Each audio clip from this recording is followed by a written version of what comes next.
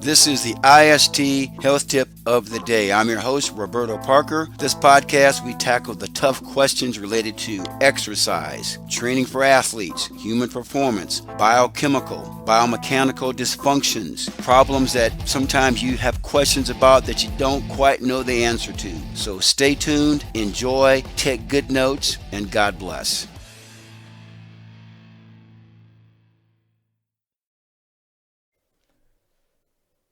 Bread is really good, isn't it? I know it tastes good, it smells good coming out of the oven. You're probably shocked to hear me say that.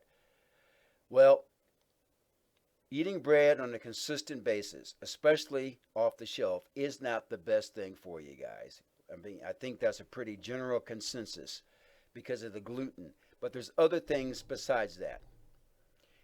Any plant-based product that you purchase, let me go back to just plants, period.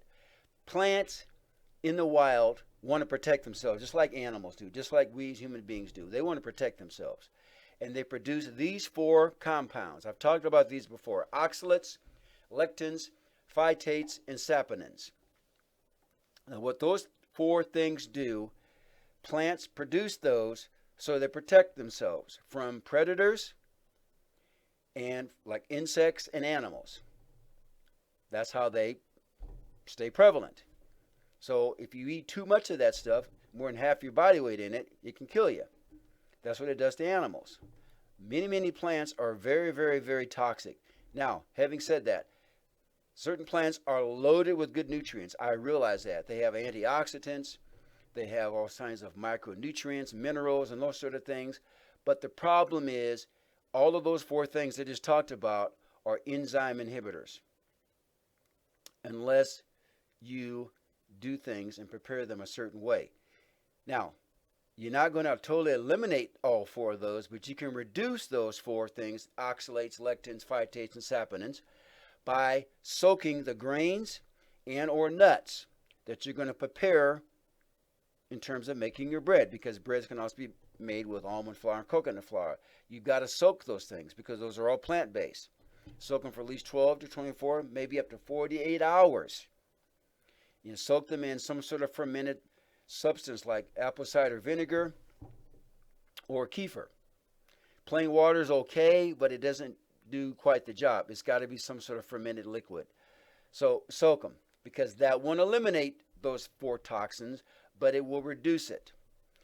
Reduce the amount of bread you're eating every week. Only eat bread maybe once or twice a week at one meal. Don't eat it throughout the day. Don't just binge on bread all day long. Because eventually what can happen is these four toxins I just talked about will wreak havoc on your digestion, cause inflammation, cause leaky gut. It will cause malabsorption of calcium. Not a good way to be. So if you're going to eat bread, here's the best type of bread you can eat.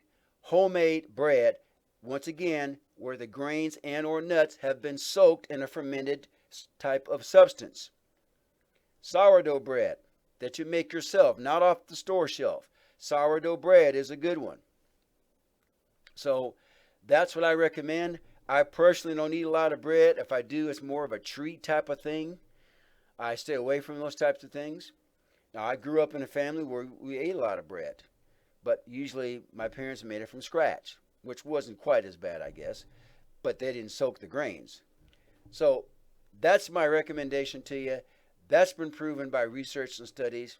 Look up Weston A. Price. He has a foundation. Now, he's passed on. He was a dentist back in the early 1900s who traveled all over the world and studied different cultures and their eating habits.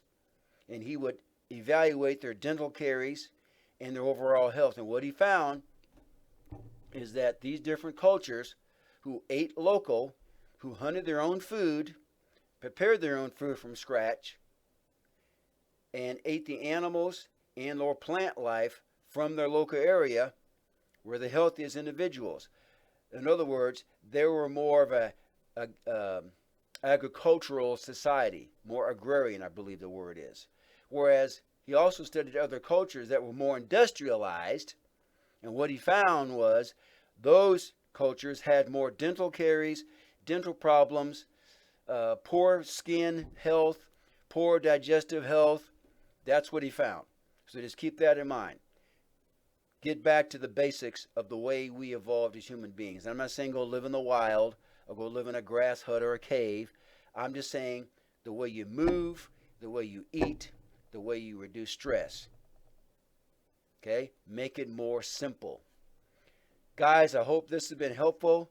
I appreciate you all listening to my podcast and also the Health Detective Show with Chris Whiting.